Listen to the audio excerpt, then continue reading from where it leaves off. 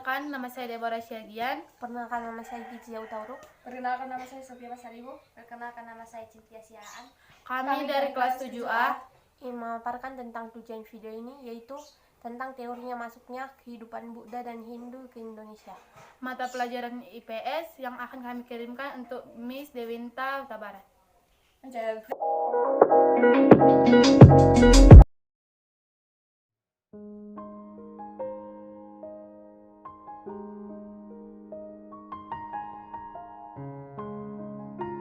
Proses masuknya agama Hindu dan Buddha ke Indonesia.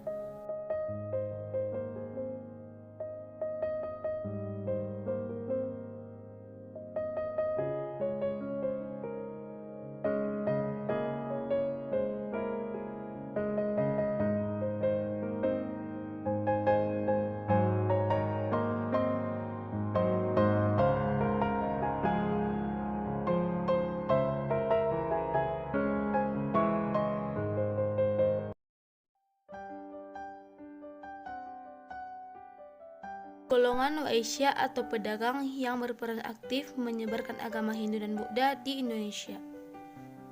Hubungan dagang antara pedagang India dan Indonesia sudah berlangsung sejak abad 1 M.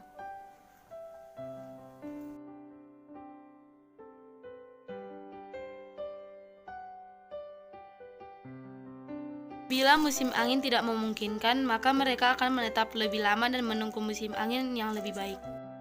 Sembari menunggu angin laut yang membantu pelayaran menuju kampung halamannya di India, para pedagang India pun singgah beberapa bulan di Indonesia.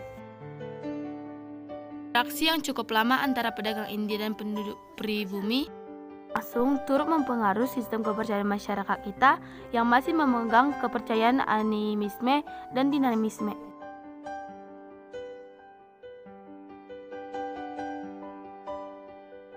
Para pedagang tersebut juga banyak yang melakukan perkawinan dengan penduduk pribumi. Melalui perkawinan tersebut, mereka memperkenalkan kebudayaan India dan kental dengan agama Hindu.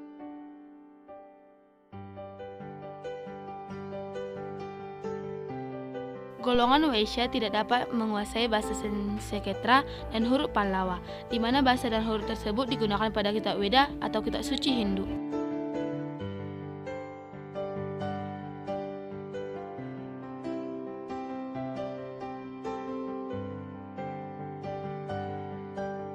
Jika disebarkan oleh para pedagang, maka seharusnya pusat kebudayaan Hindu dan Buddha ada di pesisir.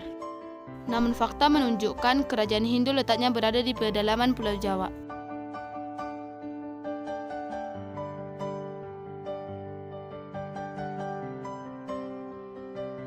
Teori Brahmana, masuknya agama Hindu dan Buddha disebarkan oleh golongan Brahmana atau pemuka agama.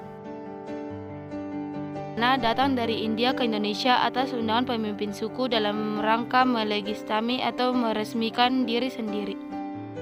Dengan raja-raja di India.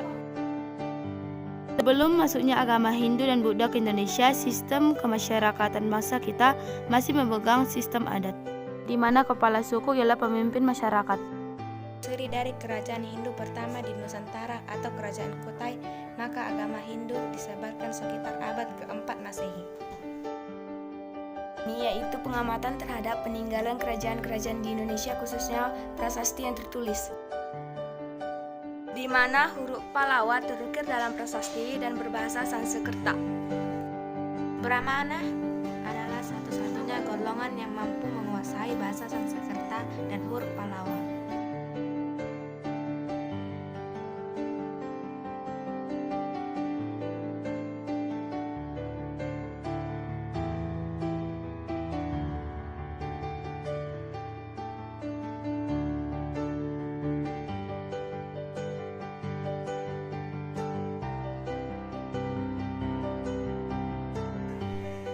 Teori kesatria, golongan kesatria atau bangsawan yang menyebarkan agama Hindu dan Buddha di Indonesia.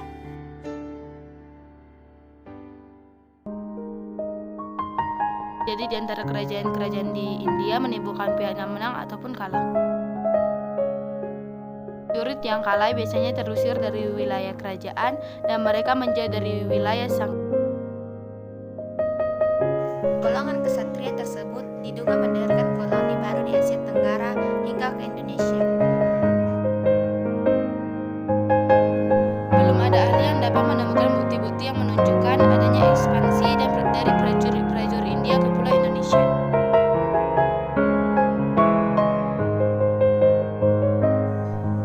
Teori Horus Bali menyebutkan bahwa orang Indonesia sangat aktif menyebarkan agama Hindu dan Buddha.